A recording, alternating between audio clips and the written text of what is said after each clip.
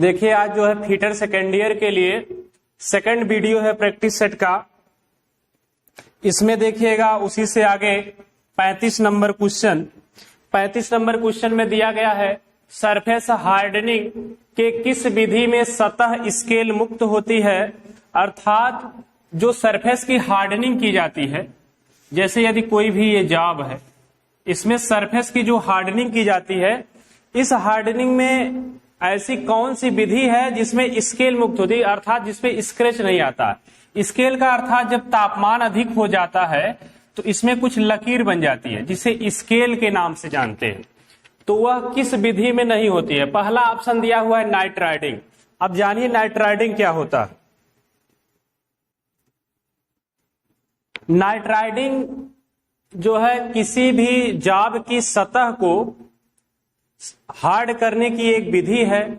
इसके अंतर्गत क्या होता है, अमोनिया के साथ जॉब को रख करके, एक साथ दोनों को रख करके किसी टेम्परेचर पर इसे गर्म करते हैं। अब टेम्परेचर कितना होना चाहिए, जो क्रिटिकल तापमान होता है उस क्रिटिकल तापमान से 30 या 30 से 50 डिग्री सेल्सियस तक अधिक हो, इससे अधिक ना हो, उसी पर इसको गर्म करते हैं। तो इसमें क्या होता है, जो नाइट्रोजन, इसमें अमोनिया में जो नाइट्रोजन होता है वो इसके साथ मिल जाता है और साफ जो इसकी सरफेस होती है वो थोड़ा हार्ड हो जाती है, सॉफ्ट से थोड़ा हार्ड हो जाती है, लेकिन कुछ ही दूरी तक। मतलब जो इसके अंदर के भाग होते हैं वे हार्ड नहीं होते हैं, सिर्फ उसके सरफेस ही हार्ड होते हैं। अगला दिया हुआ है केस हार्डनिंग।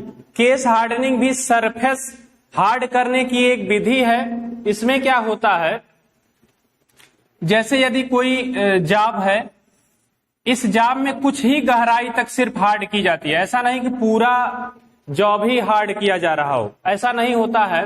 इसमें कुछ गहराई तक ही हार्डनिंग की प्रक्रिया होती है। यह कैसे होती है, कई प्रकार का है। जैसे एक कार्बोराइजिंग, केस हार्डनिंग के अंतर्गत एक कार्बोराइजिंग एक विधि आती है। उसके अंतर्गत 3 विधियां हैं। पहला है पैक कार्बोराइजिंग, दूसरा है लिक्विड कार्बोराइजिंग, तीसरा है गैस कार्बोराइजिंग।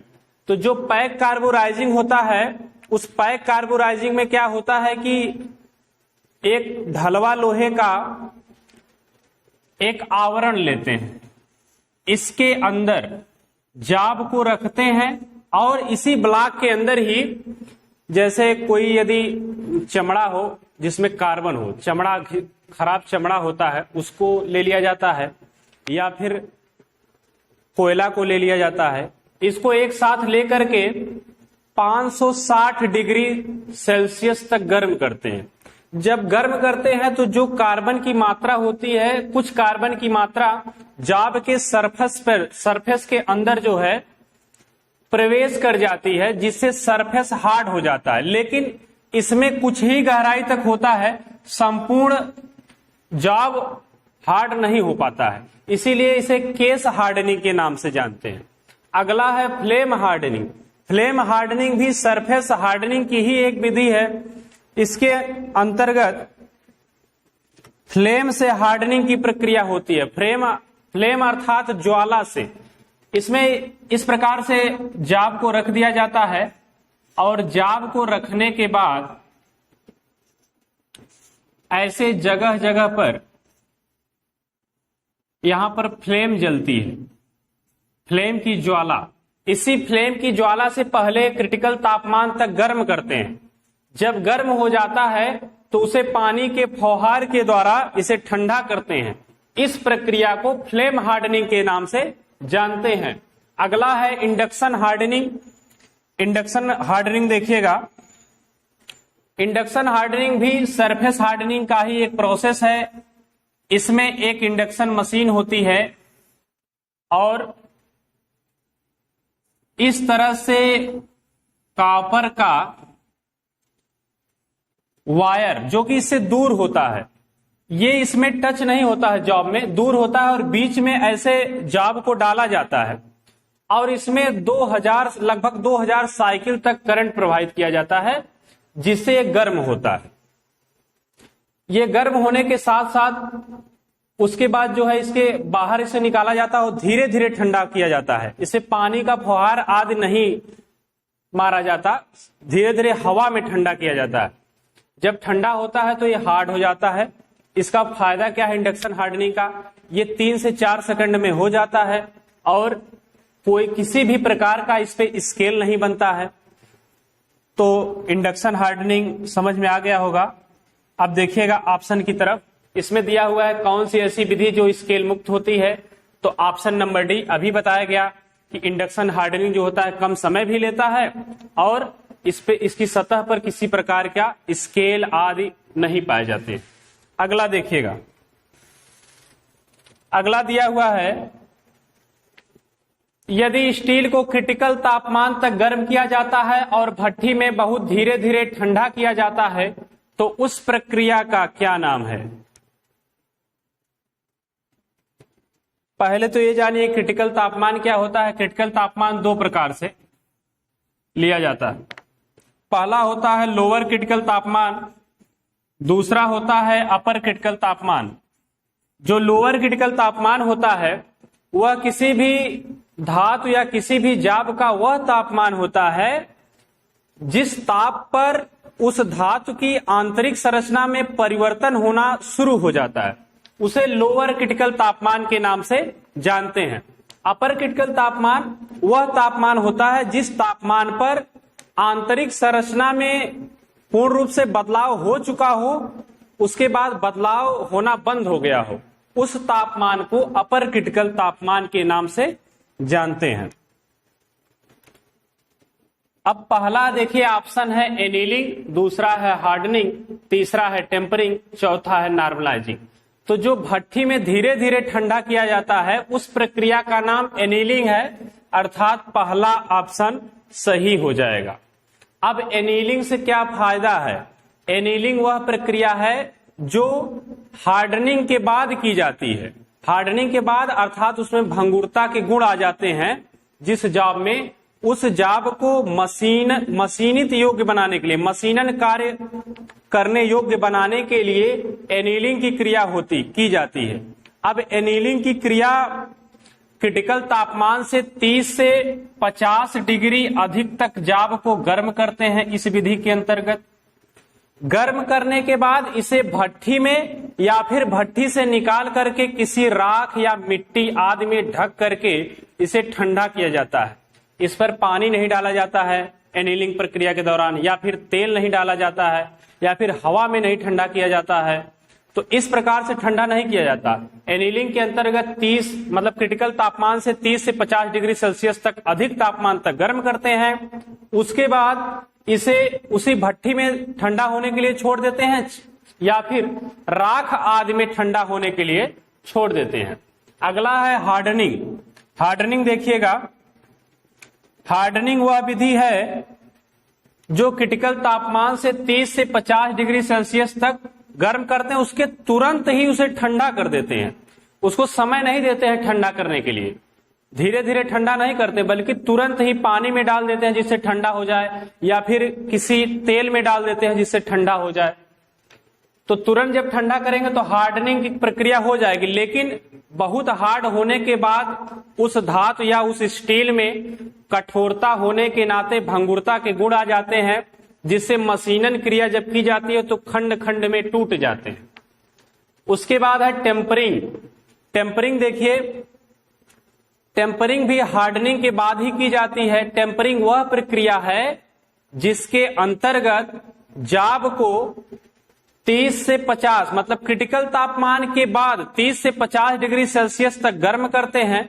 जो भी उस मटेरियल का क्रिटिकल तापमान होगा उस क्रिटिकल तापमान से 30 से 50 डिग्री सेल्सियस तक अधिक गर्म करते हैं। उतना गर्म करने के बाद उसके आधे भाग को, जैसे यदि पूरा ये जॉब है, सिर्फ इसके आधे भाग को ही पानी में डालते हैं। किसी संडासी या किसी औजार से उसे पकड़ करके सिर्फ आधा भाग पानी में डालते हैं और आधा भाग कुछ देर तक पानी में डालने के बाद बाहर निकाल देते हैं। इससे क्या होता है, जो ऊष्मा होती है इधर के भाग की और इधर के भाग की आपस में आदान प्रदान कर लेती है, पुनः जो है ये क्या होता है, एक विशेष तापमान पर आकर टिक जाता है। तो यह जो प्रक्रिया होती है, इस प्रक्रिया के दौरान इसका कलर भी चेंज होता है। ये नीचे का भाग पानी में होता है, ऊपर का भाग पानी में होता नहीं है। जब बाहर निकालते हैं तो जो उष्मा इधर से इधर जाती, इधर से इधर आती है, वो क्या होता है, इसका कलर चेंज हो जाता है। यह जो प्रक्रिया होती है कि आधा भाग ही पानी में डाल के ठंडा किया जा रहा है, यह प्रक्रिया टेम्परिंग के अंतर्गत होती है, इसीलिए इसे टेम्परिंग के नाम से जानते हैं। अगला है नॉर्मलाइजिंग। नॉर्मलाइजिंग के अंतर्गत क्या होता है, जब किसी भी धातु का जो भी जॉब है, जैसे एलॉय स्टील ले लीजिए या फिर माइल्ड स्टील ले लीजिए, वो जो स्टील होता है, इस पर जब हम कार्य करते हैं तो इसके आंतरिक संरचना में विकृति उत्पन्न हो जाती है। जो विकृति उत्पन्न होती है उसे दूर करने के लिए ही नॉर्मलाइजिंग विधि अपनाई जाती है। नॉर्मलाइजिंग में क्या होता है, इसके क्रिटिकल तापमान तक इसे गर्म करते हैं, धातु के क्रिटिकल तापमान तक गर्म करके उससे अधिक, क्रिटिकल तापमान से कितना अधिक, 30 से 50 डिग्री सेल्सियस तक अधिक तापमान तक गर्म करके इसे हवा में ठंडा करते हैं। जब हवा में ठंडा करते हैं तो धीरे धीरे ये ठंडा हो जाता है और ये नॉर्मल हो जाता है, इसकी जितनी भी संरचनाएं हैं सब नॉर्मल हो जाती हैं, इसीलिए इस प्रक्रिया का नाम नॉर्मलाइजिंग रखा गया। ये जो एनीलिंग, हार्डनिंग, टेम्परिंग और नॉर्मलाइजिंग है, यह हीट ट्रीटमेंट की एक विधि है जिसके अंतर्गत जाब का हीट ट्रीटमेंट किया जाता है इस विधियों के द्वारा। अगला देखिएगा, स्टील घटक की संरचना को परिष्कृत करने की प्रक्रिया क्या है? परिष्कृत करने की प्रक्रिया, स्टील घटक की कोई स्टील का एक जॉब है, उसे परिष्कृत करने की कौन सी प्रक्रिया है, ये आपसे पूछा गया। तो ये जो प्रक्रिया है, इस प्रक्रिया का नाम है नॉर्मलाइजिंग। ऑप्शन नंबर डी सही हो जाएगा। उसके बाद देखिएगा, नॉर्मलाइजिंग के बारे में बता दिया गया, एनीलिंग के बारे में भी, टेम्परिंग, हार्डनिंग सभी के बारे में बता ही दिया गया है। अगला देखिएगा, गर्म साल्ट बाथ में कौन सा सरफेस हार्डनिंग की विधि की जाती है? अब सरफेस हार्डनिंग, हार्डनिंग केवल हार्डनिंग दूसरी चीज है, सरफेस हार्डनिंग दूसरी चीज है। सरफेस हार्डनिंग क्यों की जाती है? जब कोई जॉब ऐसा हो जिसमें कार्बन की मात्रा 0.3% से जब कम होती है तो उसकी हार्डनिंग की प्रक्रिया नहीं की जा सकती है, तो उसमें जो है हीट ट्रीटमेंट उसका नहीं हो सकता है जब तक उसमें कार्बन की मात्रा न डाली जाए। तो कार्बन की मात्रा अर्थात सरफेस हार्डनिंग का मतलब इसमें यह हो गया, जैसे इस प्रकार से यदि कोई जॉब है,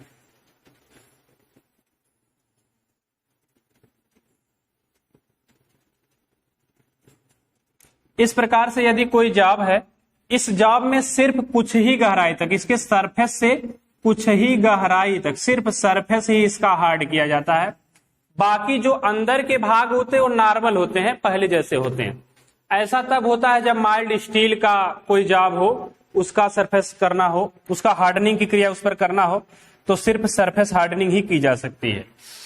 अब सरफेस हार्डनिंग की बाथ साल्ट वाला कौन सा है? तो बाथ साल्ट का जो होता है लिक्विड कार्बोराइजिंग होता है।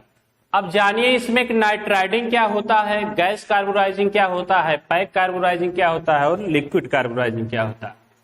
पहला दिया हुआ है नाइट्राइडिंग। नाइट्राइडिंग अभी पीछे बताया गया है। जो नाइट्राइडिंग होता है इसमें अमोनिया के साथ जाब को गर्म करते हैं। जब अमोनिया के साथ जाब को गर्म करते हैं तो जो अमोनिया में नाइट्रोजन पाया जाता है वह नाइट्रोजन जाके उसकी सतह से चिपक जाता है, मतलब उसकी कार्बन की मात्रा उसमें जाकर के जो है नाइट्रोजन जो है जाकर उसकी सतह से चिपक जाता है, तो इसका कठोर हो जाता है। ये जो सरफेस होता है थोड़ा कठोर हो जाता है, तो उसी को नाइट्राइडिंग के नाम से जानते हैं। गैस कार्बोराइजिंग क्या होता है? गैस कार्बोराइजिंग से जो गैस कार्बोराइजिंग होता है यह डायरेक्ट हार्डनिंग विधि नहीं है, सरफेस हार्डनिंग विधि नहीं, बल्कि ये कार्बन की मात्रा को सरफेस में, किसी भी सरफेस में समाहित करता है। जैसे देखिए यदि इस प्रकार का कोई सरफेस है, इसको क्या करते हैं, जो जिसमें ऐसी गैस लेते हैं जिसमें कार्बन की मात्रा अधिक होती है, उस गैस को और इसको, इस जाब को एक साथ गर्म करते हैं। तो गर्म करने से क्या होता है, जो इसमें कार्बन की मात्रा है वो आकर के इस सरफेस में समाहित हो जाती है, इसके सरफेस में समाहित हो जाती है। जब सरफेस में समाहित हो जाती है तो फिर इसको क्या करते हैं, इसके क्रिटिकल तापमान तक इसे गर्म, क्रिटिकल तापमान से थोड़ा सा ऊपर इसे गर्म कर देते हैं। जब गर्म कर देते हैं तो ये क्या होता है, इसका सरफेस हार्ड हो जाता है। ठीक है, तो पहले ये gas carbonising direct surface hardening की विधि नहीं है, बल्कि इसमें क्या होता है, इसमें कार्बन की मात्रा निहित करता है इसके सरफेस में। अगला है पैक कार्बोनाइजिंग। पैक कार्बोनाइजिंग वह विधि है जिसमें जैसे लकड़ी का कोयला या फिर कोई चमड़ा जिसमें कार्बन की मात्रा उपलब्ध होती है, उसे एक ढलवा लोहे का या कास्ट आयरन जिसको कहते हैं, कास्ट आयरन के एक ब्लॉक में रख करके इसे गर्म करते हैं। जब गर्म करते हैं तो जो कार्बन की मात्रा होती है वो आकर के इसके सरफेस में समाहित हो जाती है। उसके बाद फिर इसको निकाल लेते हैं। निकालने के बाद क्या करते हैं, इसे किसी भट्ठी या जहां पर भी गर्म करने की व्यवस्था हो, इसे क्रिटिकल तापमान तक गर्म करते हैं। गर्म करने के बाद इसे ठंडा कर देते हैं। तो इसमें जो है इसके सरफेस में हार्डनिंग के गुण आ जाते हैं। सरफेस हार्डनिंग क्यों की जाती है, क्योंकि जैसे इसके सरफेस कहीं जल्दी घिसे ना, इसलिए सरफेस हार्डनिंग की जाती है। उसके बाद है लिक्विड कार्बोराइजिंग। लिक्विड कार्बोराइजिंग क्या होता है, लिक्विड कार्बोराइजिंग जैसे बाथ साल्ट है, इसमें बाथ साल्ट को गर्म करते हैं। गर्म करने के बाद अधिक टेम्परेचर पर इसे गर्म करते हैं। अब गर्म करने के बाद जो जाब होता है, जो हमारा माइल्ड स्टील का मान लीजिए टुकड़ा है जिसमें कार्बन की मात्रा कम पाई जाती है, उसी में डाल देते हैं। डालने के बाद ये अवशोषित कर लेता है, कार्बन की मात्रा को अवशोषित कर लेता है, तो इसकी सतह में कार्बन की मात्रा हो जाती है। उसके बाद इसे गर्म करके ठंडा कर दिया जाता है, ये इसका सरफेस कठोर हो जाता है। तो इसमें जो गर्म साल्ट बात है ये लिक्विड कार्बोराइजिंग के अंतर्गत आता है। तो ऑप्शन नंबर डी सही हो जाएगा। अगला देखिएगा, अगला दिया हुआ है यक्ष से चिन्हित भाग क्या है। 39 नंबर क्वेश्चन है, यक्ष से चिन्हित भाग। तो देखिए एक्स ये है, इसका चिन्हित भाग क्या है। पहला दिया हुआ टेपर शाफ्ट, दूसरा है स्प्लाइन शाफ्ट, चौथा है दांतेदार शाफ्ट, तीसरा है दांतेदार शाफ्ट, चौथा है स्क्रू पिच गेज। तो स्क्रू पिच गेज या दांतेदार shaft, spline shaft, taper shaft, इसमें से कौन सा है। तो ये लंबा, सिर्फ छोटा दे दिया है लेकिन ये लंबा सा होता है, पूरा लंबा शाफ्ट होता है। और स्प्लाइन शाफ्ट इसलिए कहा गया क्योंकि इसी में सरकता है। तो इसका हो जाएगा option number B spline shaft. Spline shaft लंबा होता है, पूरा दिया हुआ नहीं है फिगर में, लंबा सा होता है, इसी में सरकता है। बहुत स्पष्ट फिगर भी नहीं है। यदि इसी तरह से स्क्रू पिच गेज भी होता है, इस तरह से होता है, उस पे कई ठो ऐसे चूड़ियां कटी होती है, ऐसे डाल के चेक किया जाता है। लेकिन ये स्क्रू पिच गेज नहीं है बल्कि स्प्लाइन शाफ्ट है, ध्यान रखिएगा। अगला देखिए, अगला 40 नंबर क्वेश्चन है, किसकी का आयताकार क्रॉस सेक्शन होता है जो शाफ्ट और हब दोनों पर कटे हुए कीवे में फिट होता है। मतलब जो शाफ्ट है, जैसे इस प्रकार से कोई शाफ्ट और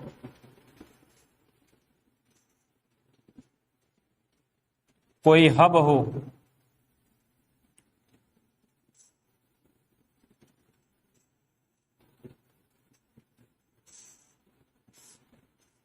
इस तरह से इसमें कीवे कटा हो, और हब में भी यदि कोई इस तरह से हब है तो इसमें भी इस तरह से कीवे कटा हो, और दोनों में फिट हो रहा हो। कीवे मतलब जहां पर की लगाई जाती है, की का रास्ता जो होता है उसे कीवे के नाम से जानते हैं।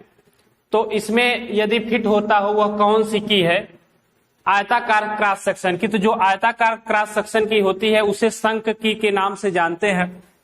पहला ऑप्शन है शंख की, हिंदी में गलत दिया हुआ, इसको ऐसे लिखते हैं संक की के नाम से जानते हैं। अगला 41 नंबर क्वेश्चन देखिएगा, टेपर्ड शाफ्ट पर फिटिंग के लिए कौन सी की उपयोगी है? टेपर शाफ्ट है, उसमें टेपर्ड शाफ्ट में जो फिटिंग के लिए कौन सी की उपयोगी है ये पूछा गया है। पहला ऑप्शन दिया वो फेदर की, तो फेदर की वहां उपयोग की जाती है जहां पर स्लाइड की आवश्यकता हो, मतलब स्लाइड करता हो शाफ्ट, या फिर बहुत भारी कार्य हो। दूसरा है गिब हेड की, गिब नहीं बल्कि इसे जिब हेड की के नाम से जानते हैं। जिब हेड की वहां प्रयोग किया जाता है जहां पर की को बार बार निकालना हो, आसानी से निकाला जा सकता है, इस प्रकार से बना होता है।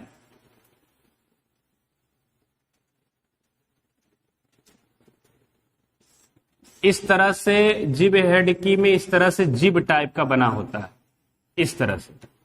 इसी पर जो हम आसानी से चोट मारकर बाहर निकाल सकते हैं। तीसरा ऑप्शन है उडरफ की, चौथा है फ्लैट सैडल की। तो टेपर्ड शाफ्ट के फिटिंग के लिए उडरफ की का इस्तेमाल करते हैं। ऑप्शन नंबर सी सही हो जाएगा। अगला देखिए,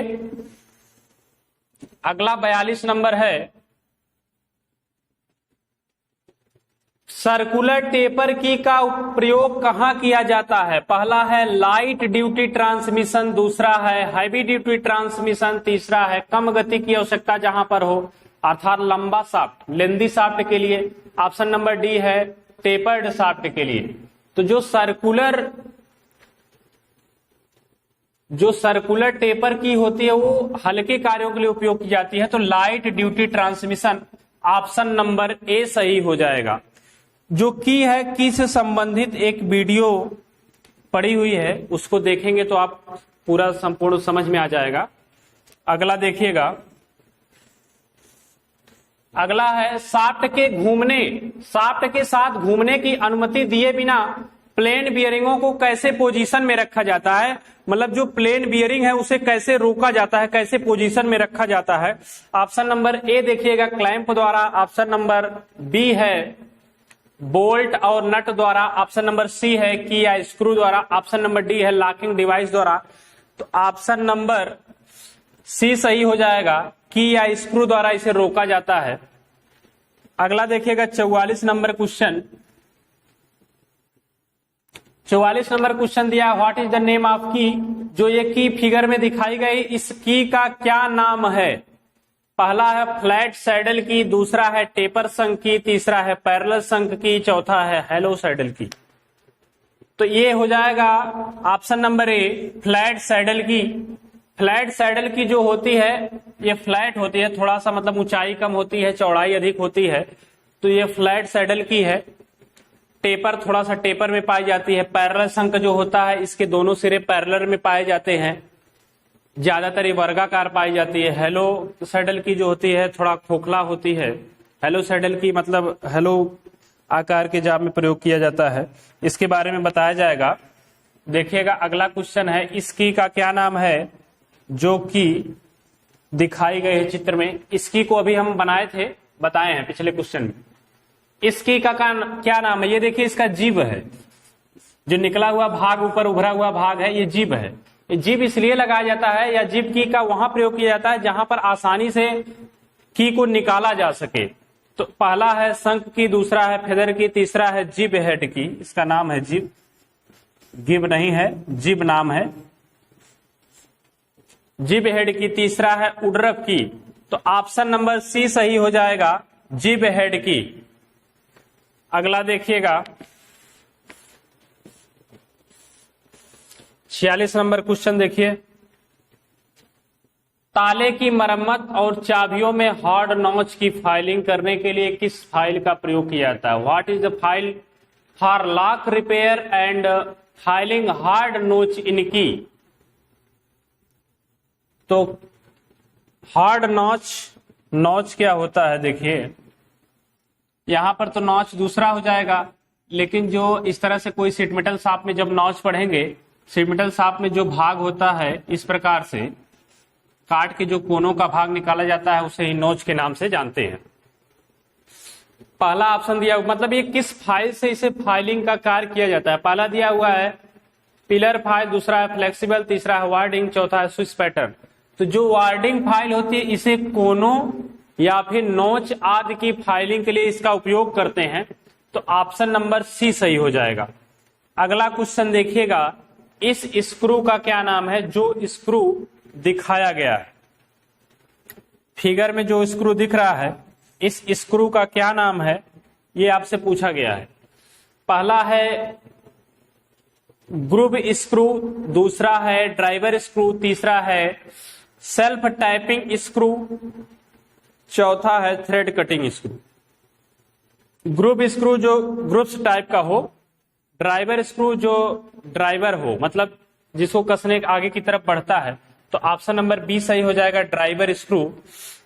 सेल्फ टाइपिंग मतलब जो सेल्फ टाइपिंग का भी कार्य करता हो, अर्थात जो चूड़ी भी काटता हो और आगे की तरफ बढ़ता हो। थ्रेड कटिंग जो टूल होता है, थ्रेड कटिंग जो स्क्रू होता है, वो थ्रेड कटिंग का कार्य करता है या थ्रेड कटिंग का रूप का होता है, तो उसे थ्रेड कटिंग स्क्रू कहते हैं। तो ऑप्शन नंबर इसमें बी सही हो जाएगा, ड्राइवर स्क्रू। स्क्रू के बारे में ही एक वीडियो है, उसको भी पढ़ लेंगे तो पूरा समझ में आ जाएगा। 48 नंबर क्वेश्चन देखिएगा, वाशर का, लॉक वाशर का क्या फायदा होता है? जैसे इस तरह से मान लीजिए कोई बोल्ट हो, निकला हुआ बोल्ट भाग पे इस तरह से, इस पर एक पहले वाशर लगाते हैं, तब उसके बाद हम नट कसते हैं। इस तरह से होता है, तब उसके बाद हम उसको नट को कसते हैं।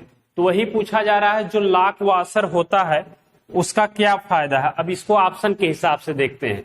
पहला ऑप्शन है ज्यादा बियरिंग सतह प्रदान करता है, दूसरा है सतह को होने वाले नुकसान को बचाता है, तीसरा है कार्य सतह पर एक समान दबाव वितरित करता है, ऑप्शन नंबर डी है कंपन के कारण बोल्ट या नट को ढीला होने से बचाता है या ढीला होने से रोकना या रोकता है। तो ऑप्शन नंबर डी हो जाएगा, कंपन या जो कंपन के कारण बोल्ट या नट ढीला होता है उसे बचाता है। ये लॉक वाशर का यही फायदा है। अगला देखिएगा, अगला है क्वेश्चन, इस स्क्रू ड्राइवर का क्या नाम है जो चित्र में दिखाया गया है? इस स्क्रू ड्राइवर का क्या नाम है जो फिगर में दिखाया गया है? तो जो फिगर में दिखाया गया, पहला ऑप्शन है ऑफसेट स्क्रू ड्राइवर, दूसरा है फिलिप्स स्क्रू ड्राइवर, तीसरा है स्टैंडर्ड स्क्रू ड्राइवर, चौथा हैवी ड्यूटी स्क्रू ड्राइवर। तो ऑप्शन नंबर ए सही हो जाएगा, ऑफसेट स्क्रू ड्राइवर। अगला देखिए, अगला जो क्वेश्चन है इसको देखिएगा, इस लॉकिंग डिवाइस का क्या नाम है जो फिगर में दिख रहा है, यहां पर लगा हुआ है? ये बोल्ट है, नट है, ये नट है और ये बोल्ट नीचे की तरफ ऐसे आया हुआ है, नट है। ये बीच में ये जो डिवाइस लगा है, इस डिवाइस का क्या नाम है? लॉकिंग डिवाइस का क्या नाम है, यही पूछा गया है।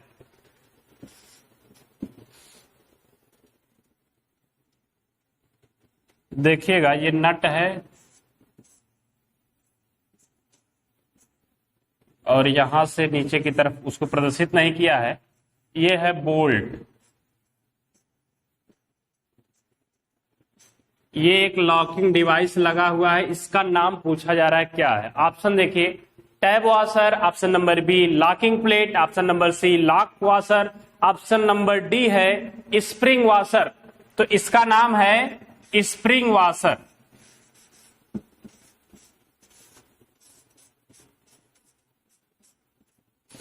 अगला देखिएगा, अगला क्वेश्चन है, जिब हेडेड की का उपयोग करने का क्या फायदा है? जिब हेडेड की अर्थात अभी दिखाया गया इस प्रकार से जो की होती है, जिसमें जिब बना हो इस तरह से, इस की का क्या फायदा है? पहला दिया हुआ है टैपर्ड फिटिंग के लिए, टैपर्ड फिटिंग के इस्तेमाल के लिए, दूसरा है आसानी से निकाला जा सकता है, तीसरा है यूनिडायरेक्शनल टार्क प्रदान करता है। तो दूसरा ही सही हो जाएगा, आसानी से निकाला जा सकता है।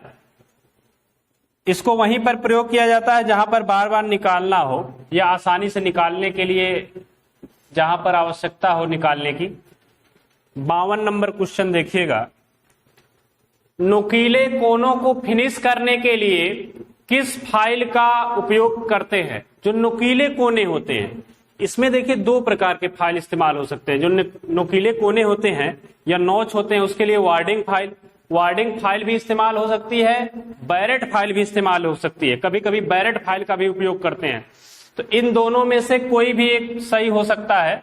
तो एक ही दिया होगा, यहां पर मिसप्रिंट हुआ है, तो वार्डिंग के पक्ष में ही चलते हैं, क्योंकि वार्डिंग का उपयोग अधिक होता है, बैरेट फाइल का उपयोग बहुत कम होता है। अगला देखिएगा, इस फाइल का क्या नाम है? जो क्वेश्चन में दिया हुआ है, इस फाइल का क्या नाम है? ये हैंडल लगी हुई फाइल होती है, यहां पर हैंडल लगा हुआ होता है, हैंडल लगा होता है यहां पर। ये क्या करता है, यहां पर फाइल, ये जो भाग होता है, ये यहां पर इस प्रकार से लगा होता है, और इसे फिनिश करने के लिए हैंडल को पकड़ करके फाइलिंग की क्रिया करते हैं। इस फाइल का नाम है टिंकर फाइल। इस फाइल का नाम है टिंकर फाइल।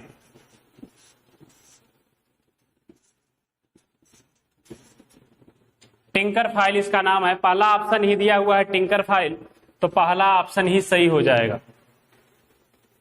आगे देखिएगा 54 नंबर क्वेश्चन, आकृति की पुष्टि करने हेतु वर्कपीस को जांचने के लिए किस उपकरण का प्रयोग किया जाता है? आकृति अर्थात जो उसकी बनावट है, जॉब की बनावट है, उस बनावट को पुष्टि करने के लिए जिस माप पर दिया गया उस माप पर जॉब बना है या नहीं बना है, उसे पुष्टि करने के लिए किस उपकरण का उपयोग किया जाता है? ऑप्शन नंबर ए दिया हुआ है, ऑप्शन नंबर ए दिया हुआ है profile gauge, option number B दिया हुआ है snap gauge, option number C दिया हुआ है कैलिपर गेज, और ऑप्शन नंबर डी दिया हुआ है प्रोग्रेसिव गेज। तो ऑप्शन नंबर ए सही हो जाएगा, प्रोफाइल गेज का उपयोग करते हैं। ऑप्शन नंबर ए सही हो जाएगा, प्रोफाइल गेज। जब भी आकार या आकृति की पुष्टि करना हो तो प्रोफाइल गेज का हम उपयोग करते हैं।